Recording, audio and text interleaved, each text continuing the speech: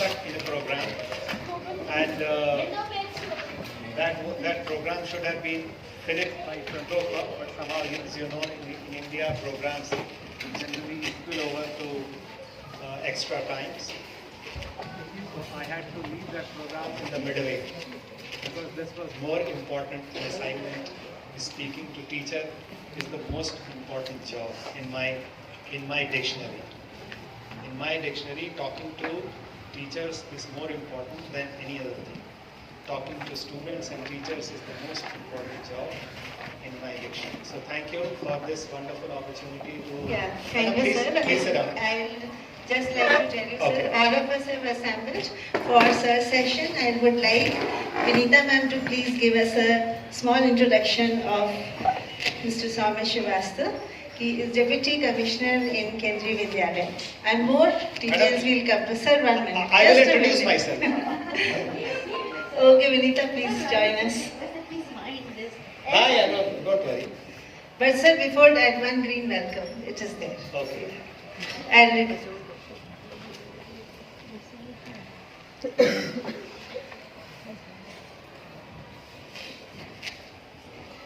Thank you. sir, on behalf of SBS fraternities, thank you very much, ma'am. So,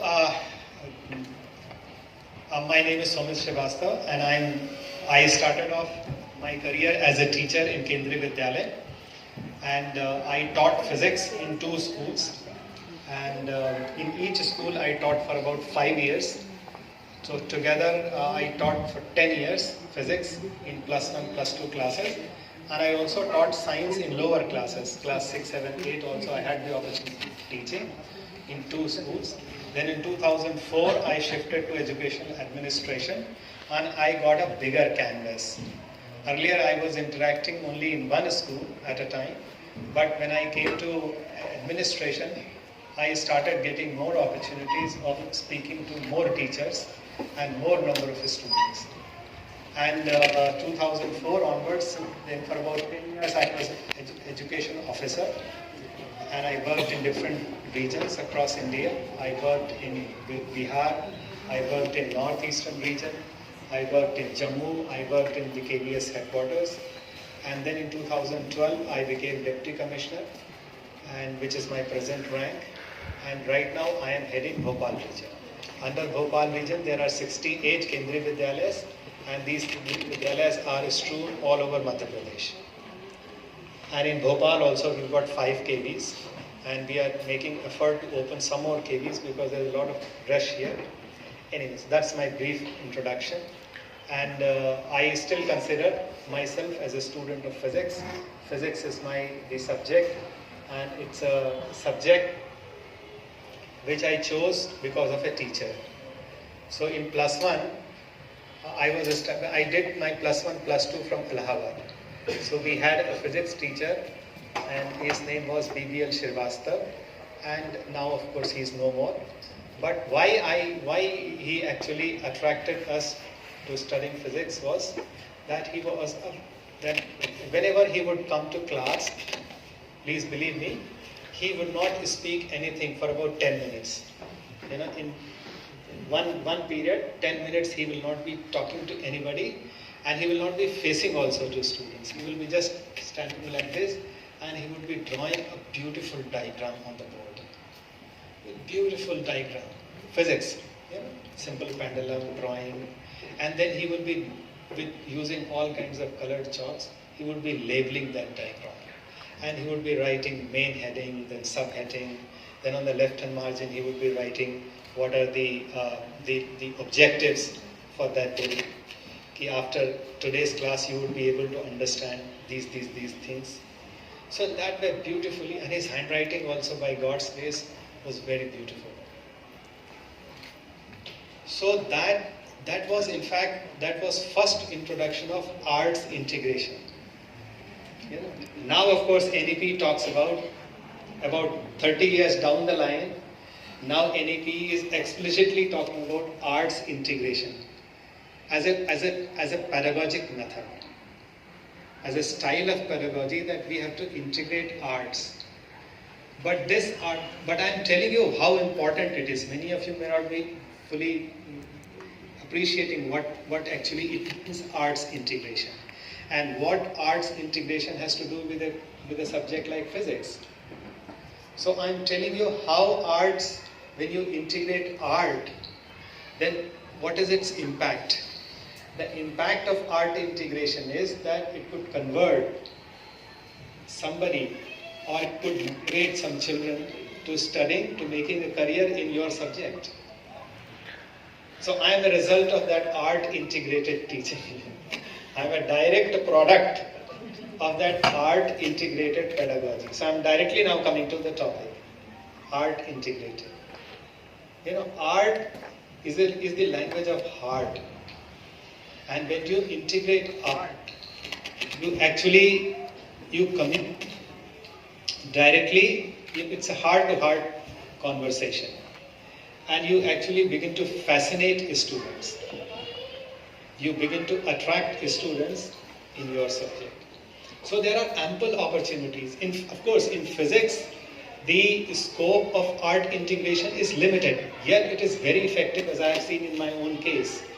But there are subjects, for example, biology, in chemistry, there are more scope. Biology, if you draw a beautiful diagram, and with your art itself, you can fascinate students towards your subject. Alright, so this is how my journey began in Kendriya Vidyalaya Sangathan, and before that, how I got oriented to teaching profession. Alright, now I'll tell you the teaching. There is a verse in some, I don't know where this verse has been taken from, but the purport of that verse is that if teaching is say 100, then teaching means learning. If learning is say 100, then 1/4 of learning comes from teacher, and 1/4 of learning comes from students' intellect, students' own mind, and 1/4 of learning comes from when the students talk to each other, peer interaction, peer learning you could call it, and 1/4 of learning comes from with the passage of time. When a student, I read it in my childhood but understood now. And as I read it once but understood it now. Child is father of man. Read long back but understood when I became father. And when I started that my child is driving my learning, when he is asking probing questions, which even I am baffled at times. So, child is father of man. This we learned long back, but we understood now, after 20, 25, 30, 40 years down the line. So this is the purport which the Sanskrit. Fortunately, if you the Sanskrit verses, in Bhagavad Gita or many other texts, you will find these shlokas, they have a lot of wisdom in them. There's a lot of deep insight is there in these verses. So this is how the learning can be divided into 4 parts. 1/4 part only comes from teacher, 1/4 part comes from student's effort, 1/4 part comes from the peer interaction, peer learning, and 1/4 part comes with the passage of time. Not immediately. So we have to be patient also. You should not expect that today you have taught something and immediately the child should master. How is it possible? Some learning actually takes a lot of time. Only during your old age you will understand.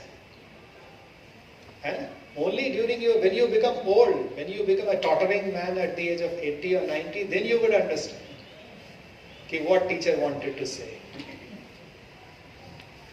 I remember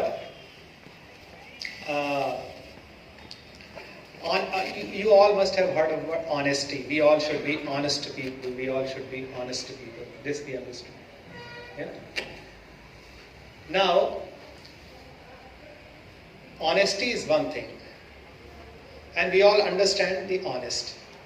But one of my teachers used to say, an honest man is a careful man.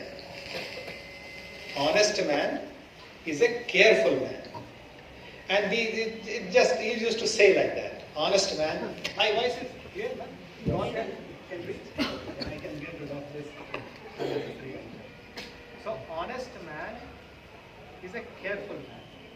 And often he would repeat this. But we never understood why does he say that? That honest man is a careful man. And you know how the wisdom of this sentence, how the wisdom actually came forth. Then one day, I was caught in a traffic violation of a traffic rule. Oh. So traffic. Should we give you color? No, it's okay, I can.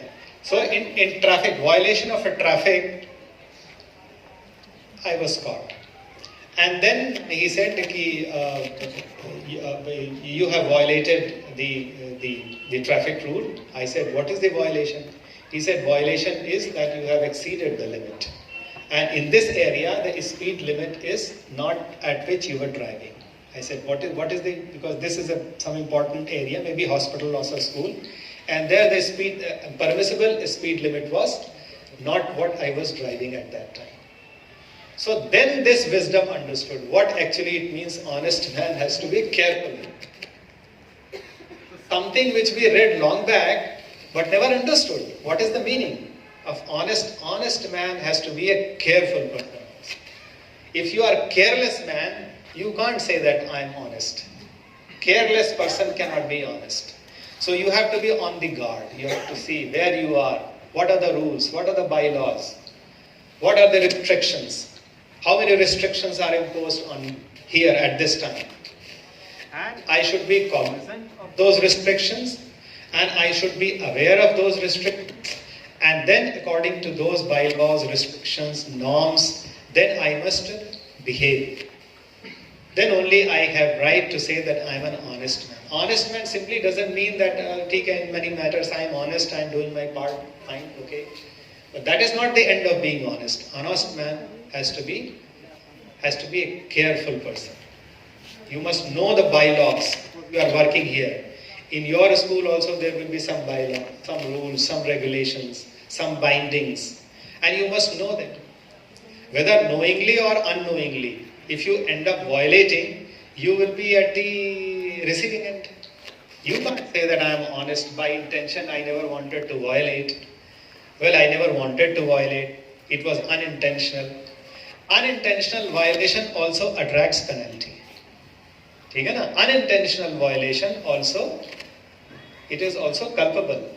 You can't get rid of the penal provisions just by stating that my intentions were honest.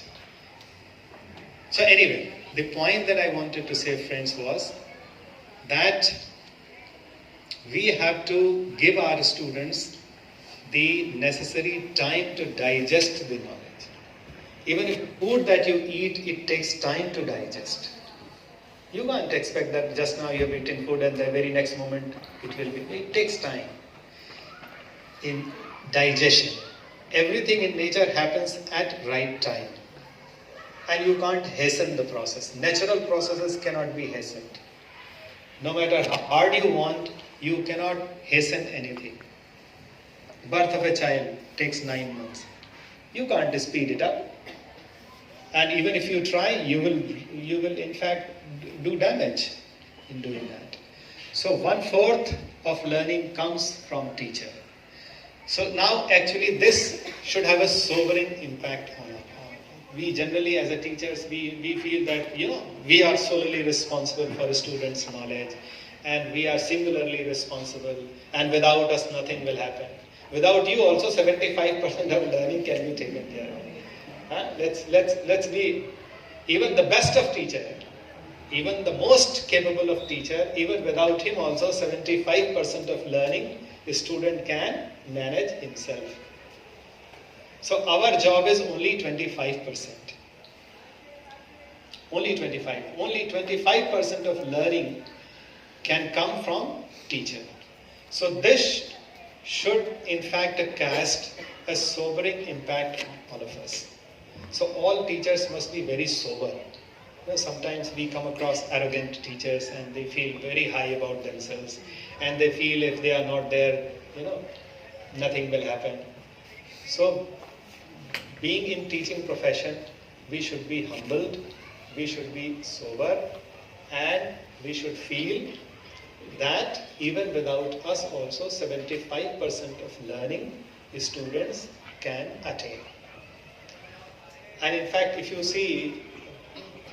see the famous scientists, for example, Albert Einstein or Isaac Newton, these two who are considered to be the brightest scientist, brightest physicist, between Isaac Newton and Albert Einstein, jury is still out who is greater among them, but let's treat both of them at par. Greatest physicist born on earth up till now, these two, Newton and Albert Einstein. And unfortunately, these stalwarts of physics, they became physicists not because of teachers. Despite teachers, they became world-class scientists. Because in their school days, they were dubbed to be duffers. Albert Einstein, his teachers used to say, this boy is a useless boy, he knows nothing. And Newton was dubbed as a dumb boy, he knows nothing, he's a slow thinker. What nowadays we call slow learner, right? Low achievers, low bloomers. We use so many euphemisms, but the purport is the same. They are duffers, they are useless. You call slow bloomers or late bloomers or underachievers or differently abled. We call them as differently abled. But no matter how much soft words you use, but the content gets conveyed. What you intend to convey gets conveyed.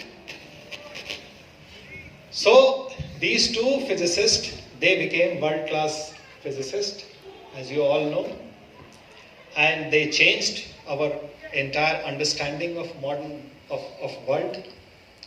In fact, before Newton, the way we understood world was quite different, and after Newton, we understood world very much differently. So Newton, in fact, changed our understanding of world in a very, very significant way. Very, very significant way he changed. And likewise, after Newton, after about 200 years, then when Albert Einstein came, then he changed our understanding and he took that understanding to an entirely different level, relativistic. Anyway, I will not go very deep into physics because this is meant to be a general discussion. So the point, friends, that I want to convey across is that only 1/4 of learning we can ignite in students. That too when we are humbled. In case of Albert Einstein and Newton, probably their teachers were more arrogant. They believed too much on themselves. That is why they could not ignite even 25% of learning which they could have had they been little humble. But out of their arrogance, out of their being judgmental, we are also very, very judgmental. We are so judgmental that judging is our default way of thinking. While we think, we judge. Simultaneously we judge. The moment the students enter, we judge. I remember once I was in BSc, I wanted some concepts in mathematics.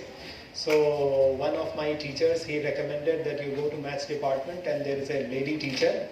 You go to her and get these concepts.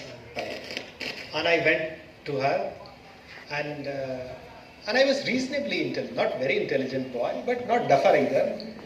So, and for about 10 minutes, that teacher went on telling me, you don't know this, you don't know this, you don't know this, aapko to ye bhi nahi aata, aapko to ye bhi nahi aata, aapko to ye bhi nahi aata, After 10 minutes, I thought, I am the most useless man on earth. And why am I alive? I should go and die now. Such teacher. Do you think such teachers are not found these days? Still they are found. Our role is that we must fill the hearts and minds of the students with optimism. Mind. We must ignite children's mind. We must fill them with optimism. Whereas some teachers, they fill with pessimism. We make children, they start doubting themselves. So that is another dimension of being an effective teacher. An effective teacher must always fill the hearts of your students with enthusiasm. You must fill their minds with optimism. Teacher should be an obsessive optimist. And a teacher should be an obsessive optimist. You also should be an optimist. You should be able to see positives even in the most negative of circumstances. Even in the most catastrophic circumstances also you should be able to see positives. Something which others cannot see. When the whole world is getting subdued under misery, under pessimism, even in those of circumstances also, your mind and your heart should be full of optimism. And only when your heart is full of optimism, then only that optimism will spill over to students. Alright. So teacher should be an obsessive optimist. This word I often repeat, obsessive optimist.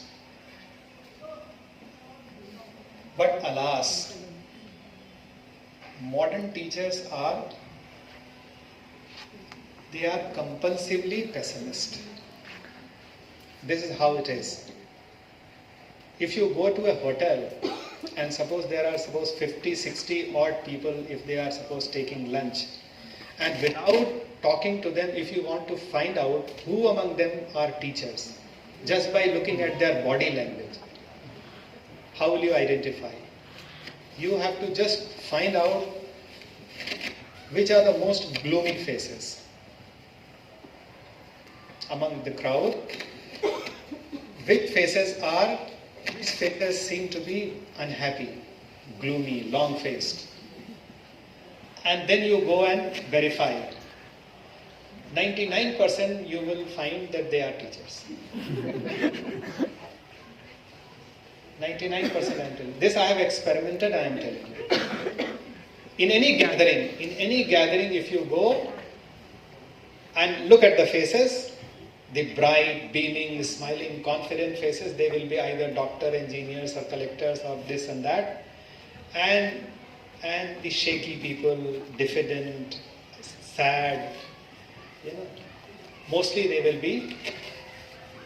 will, and then you go and find out who are you, what are you. So they will say that I am teacher, working in so-and-so school. And school teachers, even among teachers also, the school teachers, they'll be the most gloomy. Maybe university teachers might be a little more beaming, but school teachers will be the gloom. And even among the school teachers, the primary teachers will be the most gloomiest of all.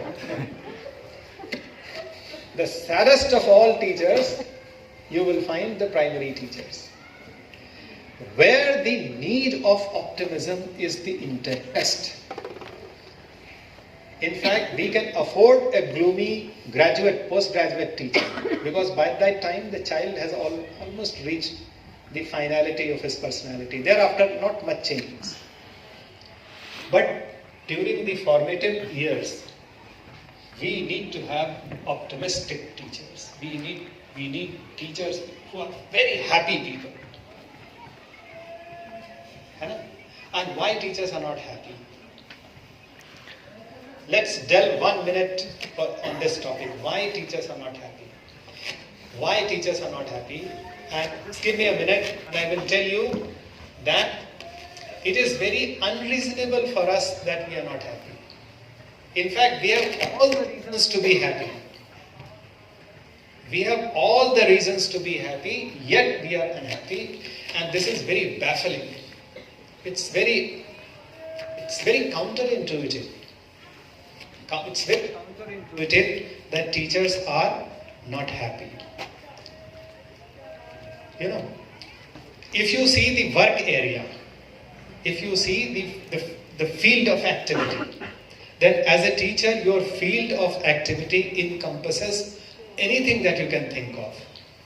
Anything under the sun that you can think of, you can do as a teacher. You can sing, you can dance, you can teach, you can storytell, you can sing, you can cut a joke, you can play, you can do mimicry. Of course, within the norms of decency, anything that a human can do, you can experiment, you can play with children. I know. Anything that you can think of, you can do only as a teacher.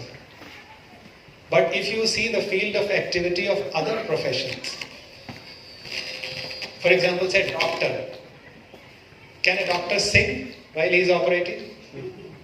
He can't sing. Can he dance? He can't dance. Can he storytell? He can't. Can a bank manager sing while he is doing? He can't do that. Can a signal man be little lax in his duty? No, he can't be. He has to be always maximum alert. He can't sing and dance there. You get my point? So the field of activity of teachers is so wide and diverse that anything that your mind can think of doing, you can actually do it.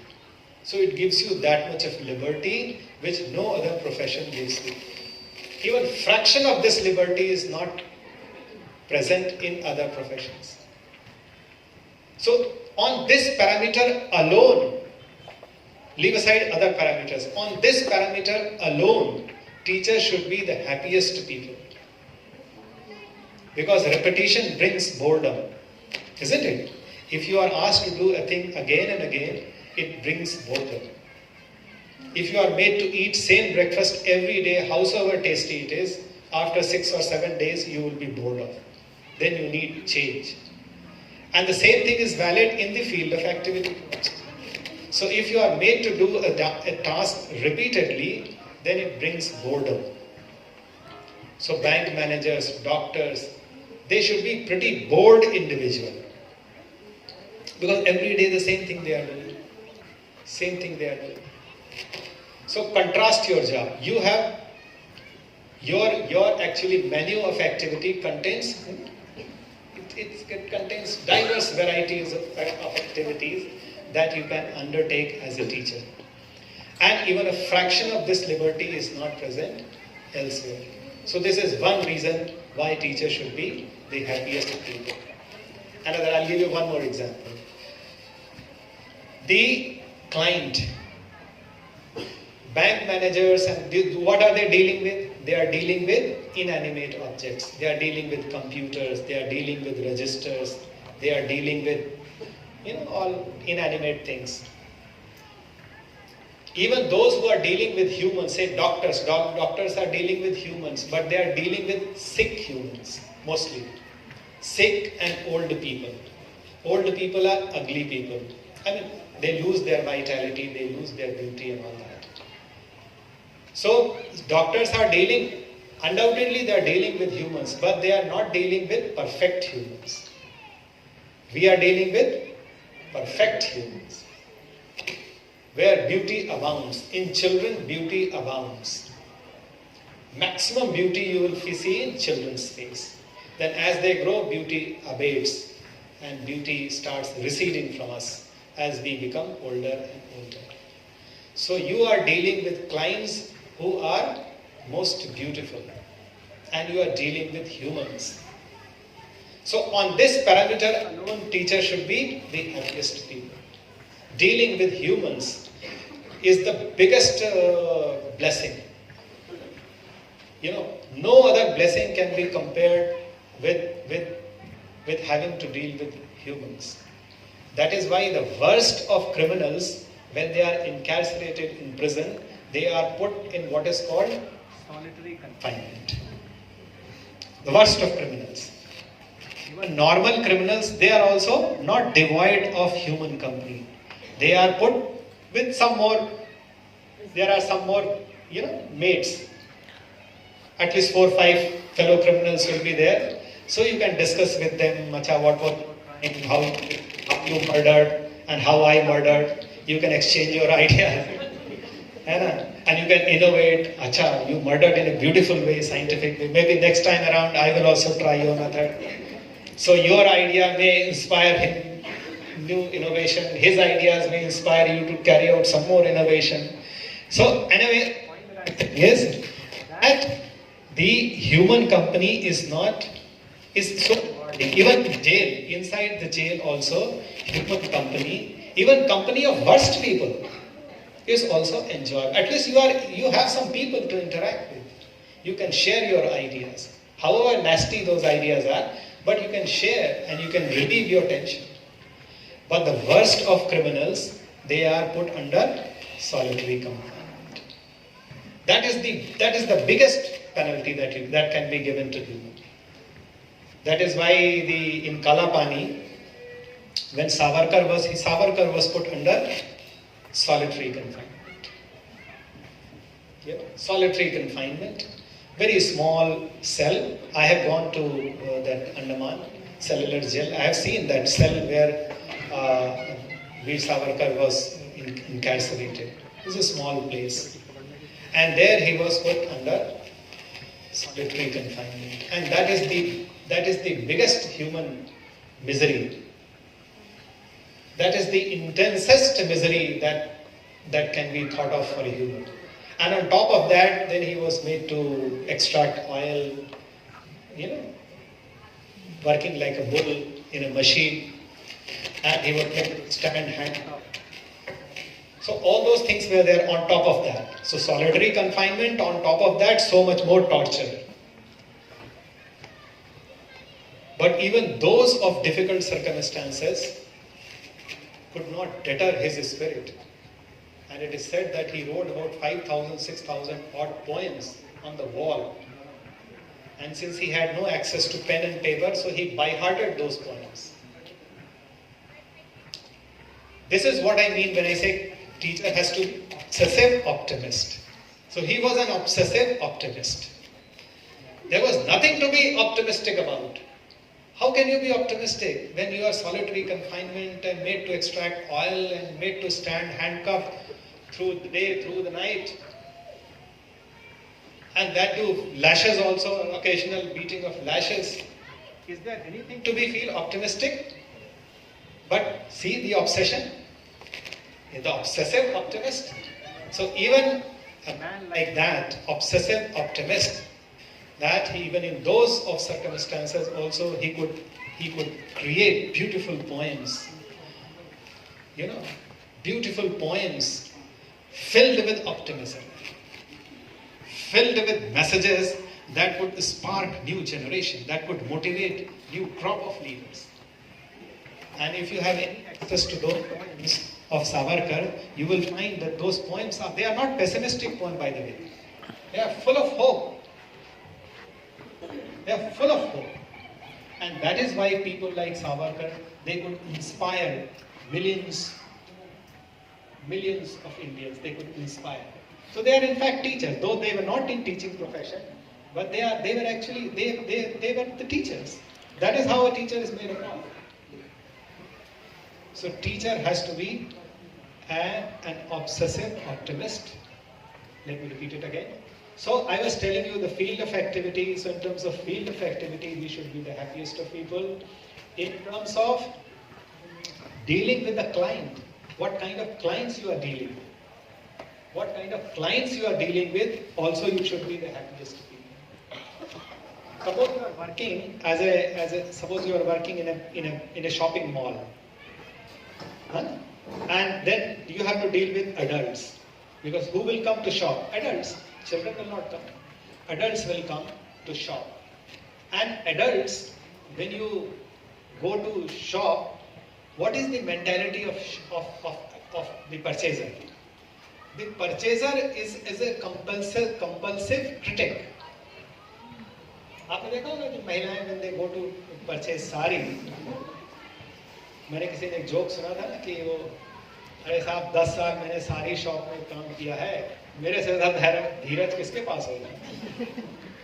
ये भी दिखाओ, ये भी दिखाओ, ये colour पसंद नहीं, वो कलर पसंद नहीं, ये दिखाओ, वो दिखाओ, पूरी जितना सारा शॉप उसका उल्टा पलट करके वहां लगवा दिया और फिर बाद में नहीं खरीदा। Why? Because adults are generally they are critic. They will not appreciate. It is very hard to get appreciation from a purchaser. You can ask. You can go to shopkeepers and find out.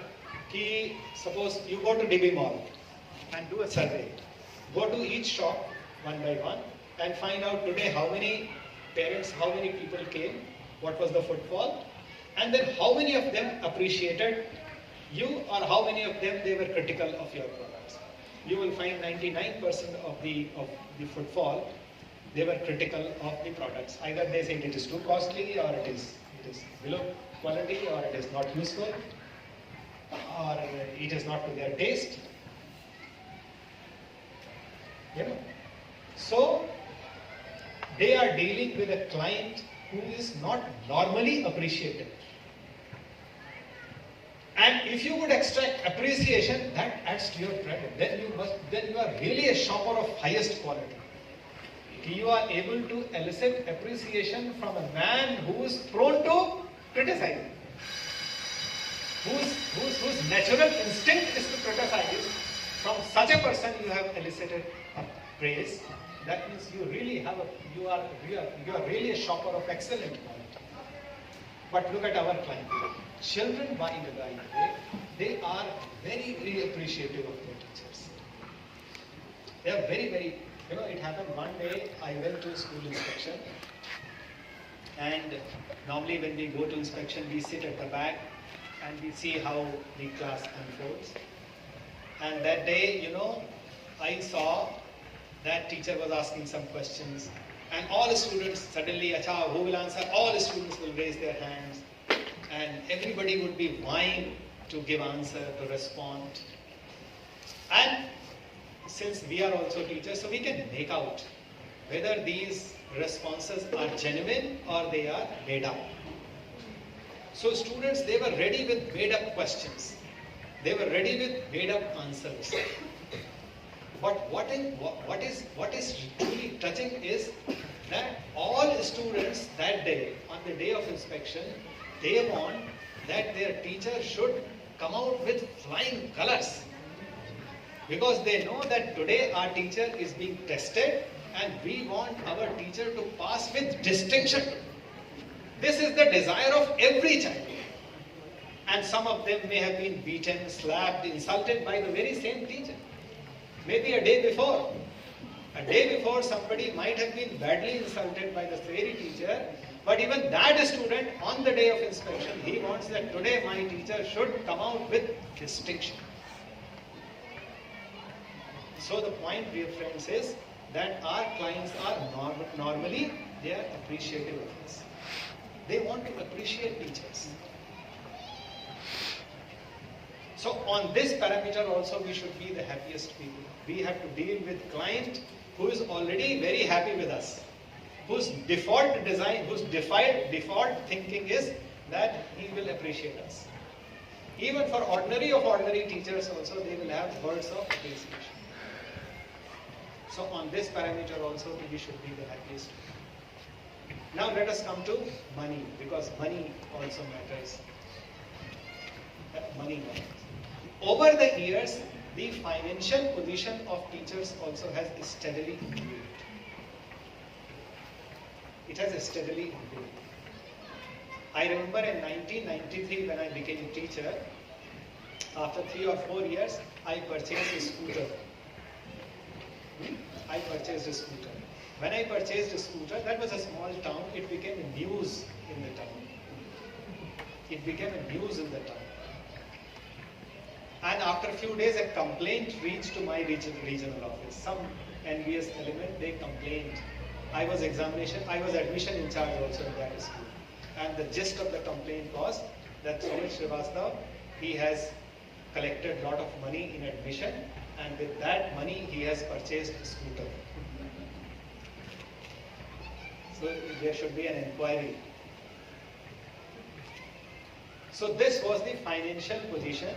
Even buying a new scooter, it was considered to be something beyond the reach of a teacher, and if a teacher attempted it, then the society started doubting the scruples of the teacher. They said this teacher, because his known sources of income are not such that he could afford a scooter, so he must have earned money by dishonest means. This was the condition. Not too long ago, I'm not very old, not too long ago, this I'm telling you something about 94, 95, 25 years back, 2.5 decades back. So if teacher purchasing a scooter, it became a news. It was unthought of in society that a teacher at best could afford only second-hand scooter, not the brand new one. But today if you go to school, even sub-staff owns a car. And some sub-staff people, they even own 2 cars. That means the financial position has improved significantly. So now that singular criteria, the singular reason for teachers to be unhappy is also taken away. That also has disappeared. Now our financial condition is also quite reasonable, quite sound. At least we get so much of money that we can live a decent life and we can maintain decent standards of life that we all can maintain, and you would agree with me. Of course, there is no upper limit, and as wise people have said, excess of everything is bad. Excess of everything is injurious to you, to your well-being, and it is particularly more true in case of money. Maybe excess of health may not be that bad, but excess of money is decidedly bad. It is definitely injurious to your well-being.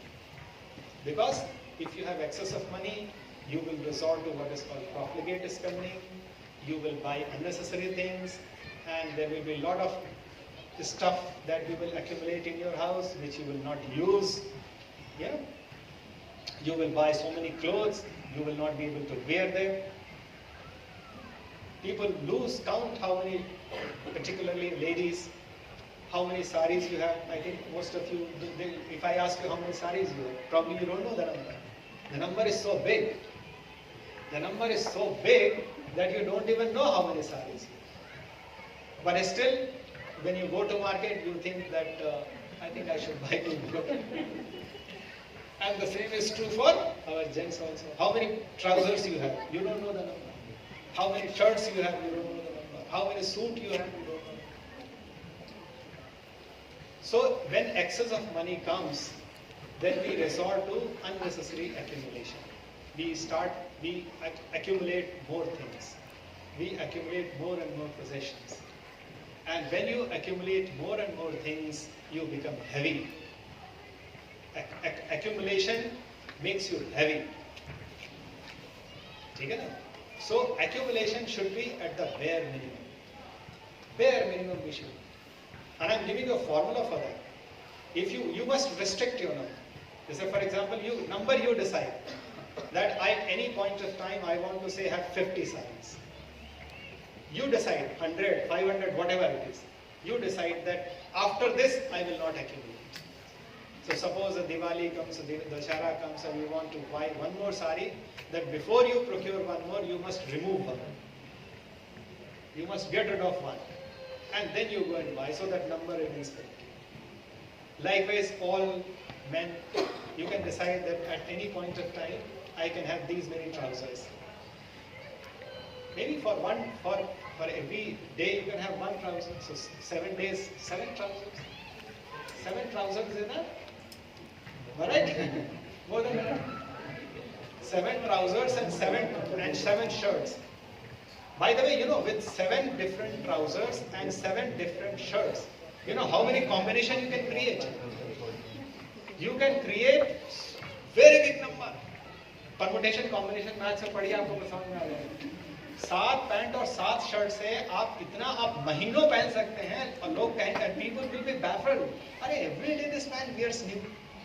I have never seen him repeating. You know, for about month, for the whole month, you will keep wearing different combination with only 7 pants and 7 shirts, and people will be baffled. In a whole month, he has not repeated. Maybe his wardrobe must be having lot of clothes, but there are only 7. So with only 7, with little bit of mind, with little bit of intelligence, and little bit of knowledge of permutation and combination, when you are purchasing, you must purchase so that every trouser goes with every shirt. Yeah. आपको C2 वाला भी combination 7C1 7C1 that's right. तो कितना होगा 49 इसमें 50 दिन 1.5 महीने देखिए 7 पैंट 7 शर्ट से 1.5 महीने आप अलग अलग कॉम्बिनेशन पहन सकते हैं। लोग 1.5 महीने का किसको याद रहता है? आप 45 दिन पहले क्या पहन के आई थी किसी को याद है? मुझे तो पिछले दिन का नहीं याद है। बच्चों को भी 50 दिन का पहले का थोड़ी याद है, मैक्सिमम 1 हफ्ते पहले का याद है। Anyway, the point that I am saying is that the unnecessary accumulation, whether it is physical accumulation or even mental accumulation, accumulating so many worn out ideas, superstitions, just go on accumulating. Somebody said something and without giving thought to it, we just go on accumulating it in our mind. So accumulations of all kind will deteriorate the quality of your life as it makes you heavy. आपका जड़त्व जिसको बोलते हैं, inertia, it will make you more inertia. Why children are so refreshing? Because they are so unaccumulated. They are so light. Their minds are yet not bogged down by, superstitions and belief systems. So they are free to, their mind is so free. So we also should be unaccumulated.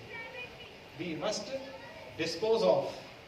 We must have a tendency to get rid of, let it go, to remove things from us. We must create more space within us. Physical space and also mental space.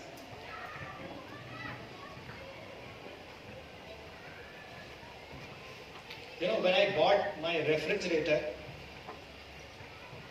then it was my wife and I, we went to market, and I think it's about 500 liter or medium size refrigerator we brought. And the day we brought, we found that there is a lot of space, and in fact we should have gone for a smaller one. We don't have so many things to keep, but gradually things started accumulating. More and more things started accumulating. Then one day my wife declared, probably we have to go for a bigger fridge because this fridge does not meet our requirement. And a family of 3 people, 2.5 people, 2 husband, wife and child. So for 2.5 people, that fridge became insufficient. It became not enough. Why not enough? Because of accumulation. Because of accumulation. Then I said, okay, fine. Then we did some experiments. And we reduced the quantity of, earlier we were taking a lot of dairy. Then we studied how dairy is harmful, how eating milk is not that healthy. So we stopped consumption of dairy and all that. So with the going away of dairy, a lot of space came into, lot of empty space became available. So now if you see my fridge, the same fridge, you will find 75% of the place is vacant. Now the same fridge which my wife said it is not enough, now see it is more than enough. So this enoughness, teachers should be enough people. You must feel that I am enough. And I am enough. But we never seem to say that we are enough. We are always inadequate. We are not adequate. I need more money. I need more clothes. I need bigger house. I need one more car. We are perpetual not enough. We are perpetual not enough. Whereas we should be perpetually enough. And we are enough. And in fact, if you see life, life is already enough. God has made us enough. What is there to seek? Sun is coming every day, rains are happening without anything on our part. Nature's food factories or trees, plants, they are constantly at work producing fruits for us, producing food for us. That's all. What else you do? If you were to pay for oxygen that you breathe, can you imagine the cost of oxygen? It is, you can't even pay. And God forbid the day when you have to pay for oxygen. So the life is already enough. God has made us enough, and we must cultivate this feeling of enoughness. And more so for teachers, this is absolutely critical. Because unless you feel that you are enough, that you will always feel, you will never feel, you will not be happy. Only those who are enough, they are happy. So what is the condition of being happy? The bunyadi condition kya hai? Basic condition of being happy is the enoughness.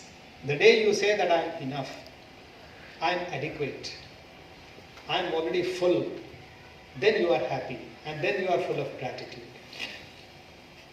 So gratitudeness, the feeling of gratitude, this is also very, very important for teachers. If teachers are grateful, you have to be grateful. Utterly, utterly grateful. Grateful heart is the crucible in which nature fills her bounties. Nature does not like, God only wants one thing from us. What is that? God has made everything for us. First of all, the precious life that was given to us. Was it given to us because of any doing from our part? Nothing. What did you do to gain this gift of life? Nothing. You did nothing. What did you do to gain air to breathe? Nothing. Rains to happen? Nothing. Sun to rise every day, moon to rise every day? Nothing. So it's all given to us free of cost. All the necessary things are given to us free of cost. It's given to us free of cost. So therefore, we should be full of gratitude. Nature or God or whatever higher power you may call it, by whatever name you want, the nature or God only wants from us a heart full of gratitude. Only when your heart is full of gratitude, nature will fill you with more bounties. If you are grateful, nature will make you even more grateful. Nature will create circumstances in which you feel even more grateful. But an ungrateful heart, if you are an ungrateful heart, then nature will constantly make you ungrateful. This is called law of attraction. If you have read, this is what is called, popularly this is called law of attraction. Law of attraction, that we attract the circumstances. Circumstances are not thrust upon us. Circumstances are never thrust upon individuals. Individuals themselves attract circumstances. You might have seen the unhappy people always have perfect reasons to be unhappy. Am I right? Yeah? This is my wife. She always has perfect reason to be late. Now we are 25 years married life. Whenever we go to market, she always has perfect reason to be late. She has never been on time. कि 7 o'clock we decided, then by 15-20 minutes के बाद ही वो बाहर निकल गई. I said, what is the reason? Today this is the reason, tomorrow that is the reason. So she always has a perfect reason to be late. So likewise, ungrateful people will always have reasons to be ungrateful. And grateful heart will always have reasons to be grateful. I'm so grateful today. I had a fantastic wake up, disease free. If you woke up today without any disease, without any headache, without any stomach ache, perfectly, duly refreshed, you should be full of gratitude. You must thank God for this fantastic wake up. Then I did my yoga, then I did some chanting and all that. Then I had a refreshing bath. Suppose water comes to your tap. You should be grateful that you have got access to clean water. Not many of Indians have access to clean water. If you turn the tap and suppose the clean water comes to your tap, you must be grateful. If suppose breakfast is available on the table, your wife or your mother is preparing, and if it is available, you should be grateful. Then I went to Embry. I had a wonderful interaction with about 150 odd science teachers. I am very grateful that I could speak to 150 odd teachers. I don't know to what extent I could inspire, but I could get inspired from them. It's a both-way teaching. It is not that I only teach, you also. By your rapt attention, you teach me so many things. If a point you well receive, I understand this point is of relevance. If some point you are not receiving, that means that point is not relevant. So I am also understanding by reverse feedback. So I am grateful. Then yet another opportunity of speaking to another enlightened group of teachers. I am very, very grateful. Then I'll go back and then lunch would be ready on the table. Grateful. Without doing anything on my part, everything is coming. So if you remember, if you see, you have plenty of reasons to be grateful. You have plenty of reasons to be grateful, yet we are not grateful. We are always cribbing people. We are always cribbing. Maybe one small thing which goes wrong or which goes not as per our planning, and we become so critical of that. Whereas 100 odd things are happening just the way they should happen. You know? Hundreds of things are happening. From the moment you wake up till you sleep, hundreds of things have gone the way just they should have gone. Yet we are not grateful about them, and maybe one or two places where things have gone away from our planning, away from the way we thought, and we become critical of that. So we are ungrateful. So teachers need to be very, very grateful people. Because only in grateful heart is the crucible, it is the vessel in which nature fills her bounties, not the other way around. If you are an ungrateful heart, then nature will remove whatever bounties that are there in the first place. Even those bounties also will be taken away from you. So you all must practice gratitude. How will you do that? Now let me tell you some practical tips. How will you practice gratitude in your life? Suppose you are a critic, maybe by nature, the way you have been brought up, you are into this habit of always criticizing, finding fault finding, So how will you cultivate a reverse habit? How will you curtail this habit and cultivate a reverse, an opposite habit? For that, what you can do, you can take a notebook and call that book as Gratitude Journal. Gratitude Journal. And every day you can write your blessings. Few blessings. You must be doing it. I'm not telling you something which is very new. But the essential idea may not be even in your mobile also. I do it in mobile. Because nowadays you can type in your mobile. This is more handy. This is always available with me. So every day you can write 5, 6, 10 your blessings of the day. And the person who annoys you most, the person whose sight annoys you, whose very sight puts you off, about that person you definitely write one item why you are grateful to that person. So maybe your neighbor who's very, very annoying, or maybe your boss who's annoying, or maybe anybody who annoys you, and such annoying figures are in their family, in our family itself. Family में भी कुछ एक figure ऐसे होते हैं who are very, very annoying. The very sight of those people actually annoys us. So just recall the face and see why I should be grateful to that man. I should be grateful to him because he scolds me, because he sees some imperfection in me and he wants to correct me. So because of that I should be grateful to him. So that way. And this will have a magical impact, I'm telling you. And if you practice it sincerely for about 21, 25 days, you will find that that very person whose very sight seemed to annoy you earlier, now it will no longer annoy you. And if you continue, then after 40, 50 days, the same very figure will start pleasing you. The very sight, the very remembrance of person will fill you with a thrill of joy. A surge of joy will rise within you. Even the mere remembrance of that person. Alright. So I've taken about 1 hour, and I would want some gratitude. So you must practice this gratitude, all of you. It's my sense. It is very, very essential for teachers. May not be very relevant for other people, but for teachers it is very, very essential that you must actively practice gratitude. And then you must express your gratitude. You know, expressing in writing. Sometimes you are not able to say it. Then writing is the first step. Writing is the first step. Then afterwards you can graduate to the next step. Next step is going upfront and saying to the person. Going upfront and conveying it to the person that why I am thankful to you. And ladies, you would go to your mother-in-law and say why you are thankful to your mother. Normally very annoying figure, you know. Mother-in-laws are very annoying people.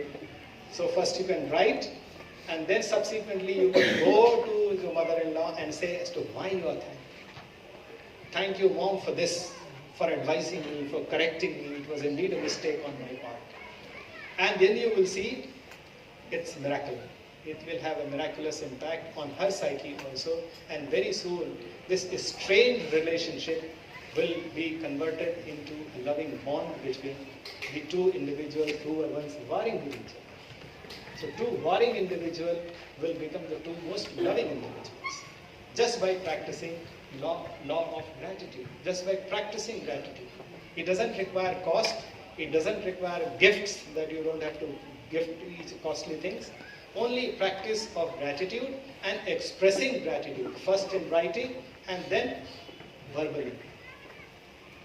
Use these words, thank you. Thank you word, it should be used very often. In fact, you know, we should be very thankful to English people, because in English the word thank you is so much used. It is धन्यवाद हम हिंदी में उतना नहीं use करते as it is used in English. If you use thank you more often, then sorry, you know, sorry word will not be required. Sorry comes only when thank you is not used. If you keep saying thank you, thank you, thank you.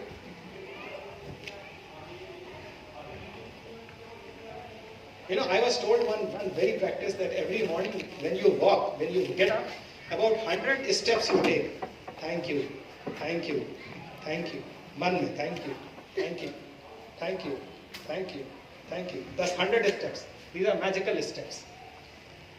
And these 100 steps, uttering thank you silently, will have a miraculous impact. You know, so we must use the magic of thank you very often. Even for any small favor. Anything is small. How often we go to hotels and we eat outside. But do we say thank you? We just pay the money and we come back. Now make it a point that when you go to a shop, after making the payment, etc., everything, just say thank you. And see the smile on his face. And just see the smile on his face. So you have created a ripple of happiness in him, and that ripple of happiness will come back to you. You know, anything that you send out in the cosmos, it gets multiplied and it comes back to you. So if you throw negative vibrations, if you throw miseries, then those miseries will get compounded, will come back to you. So if you throw up thankfulness, gratefulness, those will get amplified and will come back to you again. So this is also my advice to all of you, to practice gratitude. So now let me recapitulate as a good teacher always does when the class is summarized. So 3-4 things. Teachers have all reasons to be happy. And teachers should be compulsively happy. Teacher has to be an obsessive optimist. There is no scope for a teacher to feel pessimist. Even in the most pessimistic circumstances also, you should be full of optimism. And teacher's primary role, besides teaching, learning, those things will take place in any case.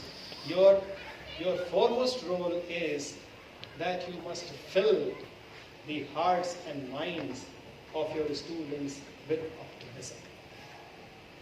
With optimism. I remember Abdul Kalam, he was once telling his experience. In his childhood, his teacher, one of his teachers, taught how birds fly. And very beautifully, the bird's diagram and all that. And how bird is able to fly. And that session inspired him so much that he decided, I will study aeronautical engineering and I will become a pilot. See the impact of a teacher. This is Abdul Kalam himself is telling, in his own words. He said, I was so fascinated by that one class that I took it upon myself that I will study aeronautical engineering and I will become a pilot. And then he applied for Air Force pilot, and he came to Rishikesh, he came to Dehradun. That time this interview in Dehradun, there is a DR. So there, he was shortlisted among 10 candidates who were shortlisted for final selection. So he was the 10th guy. But there were 9 vacancies, so he was rejected. So see, lifetime ambition and getting shattered. Can you imagine how much shock a young boy would have experienced? So in that state of utter confusion and utter despair, he happened to go to Shivananda Ashram in Rishikesh. And Shivananda Ashram, he met with Swami Shivananda. And Shivananda, you could see his face being so gloomy and so off. He called him and said, why you are so upset? Then he recounted him that I wanted to be a pilot and I was selected, but even after being selected, I am rejected. And my whole life, it seems to me as if I'm nowhere.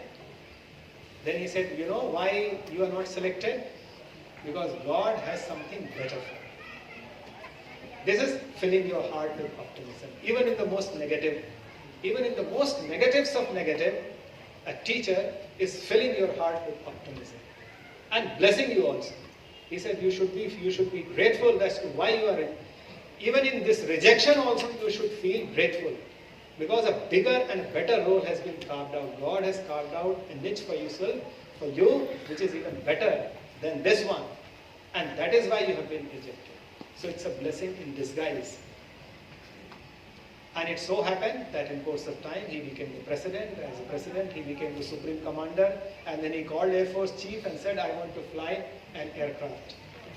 And he said, okay, I will train you, because flying an aircraft is quite a job. So he was trained, and then he flew Sukhoi. Then he filled the Sukhoi. So teacher's job is to fill the hearts of the students with optimism.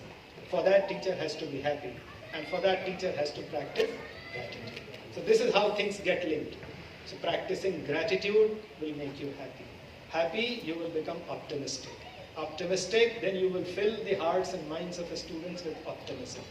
And such optimistic children will reform the world. They will bring out beautiful things. So in this context, teacher has been called as an instrument of social change. So with these words, I thank you all for giving this an opportunity, for listening to me. And if you want to say something, or if you want to compliment or add anything, you are most welcome. Anybody would like to say something?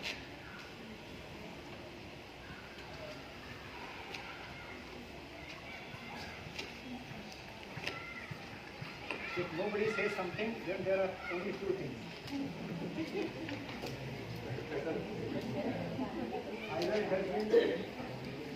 Either everything is accepted, or nothing is accepted.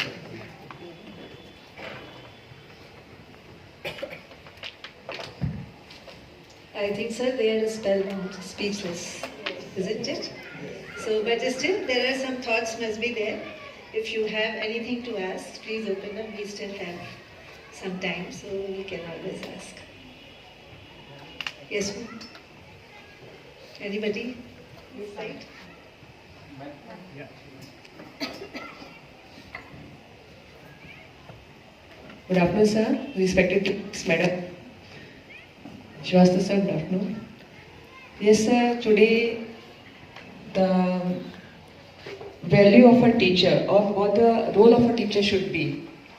We were thankful to you that as a teacher we should have space, we should be gratitude to the children, and we should have heart which is filled with bounties.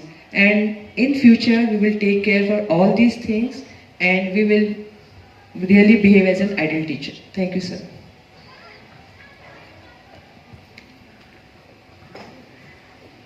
Sir, I just have a question. Yeah. After COVID time, we have seen a great difference in the attitude and in the temperament of students. Before COVID, we had students who were like interested in studies, they had future plans and with their parents. And after COVID, when they have come back, we see a lot of difference in the mindset of parents as well as of the students. Yes, you are right. Even we are also noticing that this 2 years hiatus because of COVID. Please sit down. Because of COVID pandemic, first of all, the students, they were not physically active. In fact, many students have become obese on physical activity. Let's talk about physical front. बाकी चीजें तो बात पहले तो physics की बात. Because they were confined within the 4 walls and they ate up lot more and they did not do physical movements. So as a result, they all have put on, most of them have put on weight. So we need to now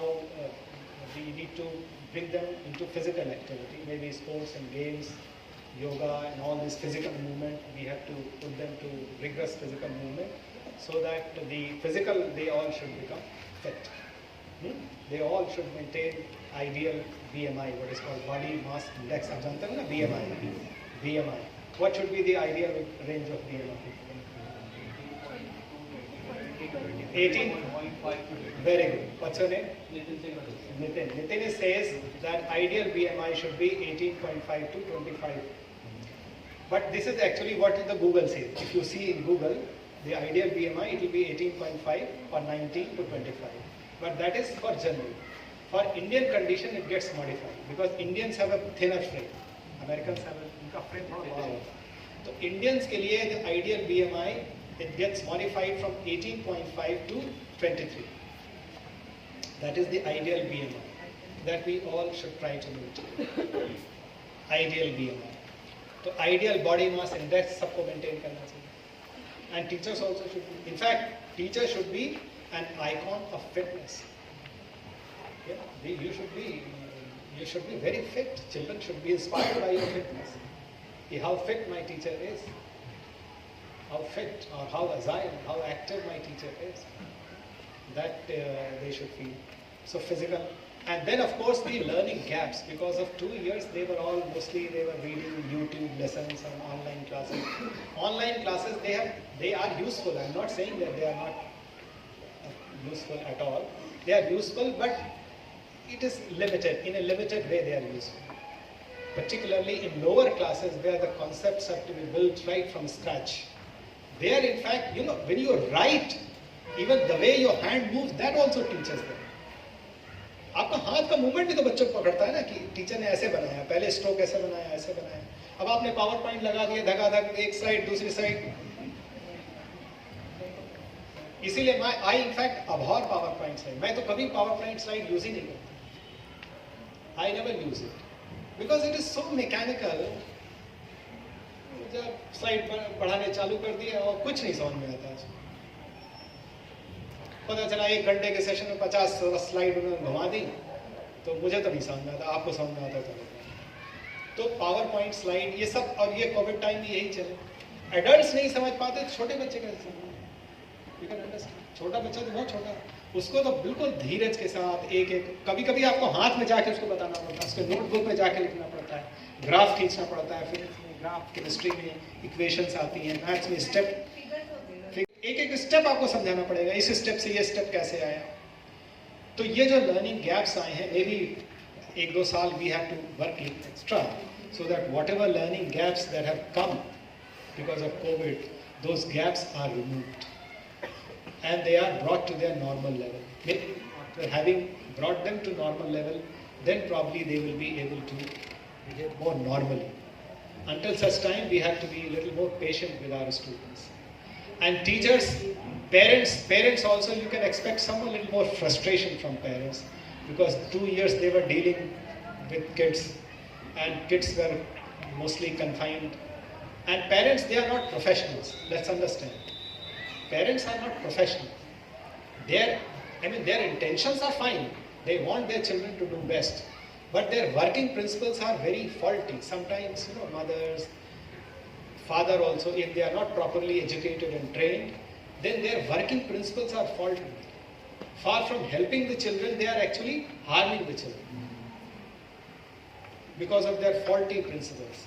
So their people, professionals, people like you and I, we have a far greater role, because we have to compensate what their parents lack in our school time. So with little bit of patience and little bit of professional help and discussion with your peers, you can find a way to work with parents also. It's not difficult. It is difficult but not impossible. Thank you. Anyone else? That's it? Yeah, sure. Actually, nowadays, I am facing my class only. I am from the SP Nagar. I met one parent. She said, the mother of a child, she said, after Corona, my child is very lagging in the studies. But self-study is not. तो फिर मैंने थोड़ा सोचा कि मैं ठीक है, I will start studying. फिर मैंने पूछा, what is your study? So he said कि I come from the school around 4 o'clock. After that, I go to the coaching. From there, I come around 8 o'clock. After that, I go to another coaching. From there, I come to time card. तो उसके बाद फिर मैंने mummy को बोला कि तो बोले कि सेल्फ स्टडी की कहाँ सारा टाइम है, तो बोले कि सर 11 साढ़े 11 बजे तो कर सकता है ना, ये वो भी नहीं करता है. So how to make them understand? You have to tell them that 7 to 8 hours sleep is the minimum necessary. You can show them the standard data available. 8 hours of sleep is what is minimum prescribed for children. 8 hours. That means one third of the 24 hours, one third, 8 hours of sound sleep is the minimum necessary. That means if 10 o'clock if the child goes to bed, then up to 6 o'clock if he sleeps, that's okay. You see, how long you study, that is not of irrelevance. How you study and how effectively you study. Vivekananda used to study only for half an hour. And in half an hour, he would give you complete insight into the whole chapter. Which an ordinary man, even if the whole day you spend, you will not be able to extract those kinds of insight. So how you study, with what concentration you study, with what focus you study, that is of more relevance than how much you study, how long you study. अब 10 घंटे भी अगर आपने पढ़ा और आपने without any focus पढ़ा, तो उसका कोई ज़्यादा, और वैसे में बहुत ब्रिलियंट लोग होते हैं, बहुत ज़्यादा नहीं पढ़ते. बहुत ब्रिलियंट बच्चा जो होता है वो कभी ज़्यादा नहीं पढ़ता. जो बच्चा बोले कि साहब 10 घंटे में, तो आप 10 घंटे पढ़ते हैं, तो यकीन जानिए बहुत डफर आदमी है. And you don't expect much quality from such a child. बल्कि you advise him that you 10 घंटे तुम छोड़ो, 1 घंटे योगा करो, प्राणायाम करो, and make your mind sharp. You all should advise your students regular practice of pranayama. In fact, once somebody asked Swami Vivekananda, if you were to live your life again, what you will do? What one work you will do? He said, if I am to live my life again, I will not do any of these things which I am doing. I will be practicing only pranayama. This is Swami Vivekananda himself speaking. And in his life, he used to practice this Anulom Vilom 80-90 times every day. And that too repeatedly a day.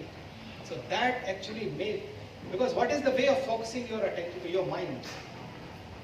Mind can be controlled only with breath. Mind is so subtle that you cannot catch directly. Mind can be caught only through breath. Breath is the chariot in which the mind rides. So only through breath mind can be caught. So if you practice pranayama, you all should practice. You all as teachers should always practice at least pranayama at least 100 times a day.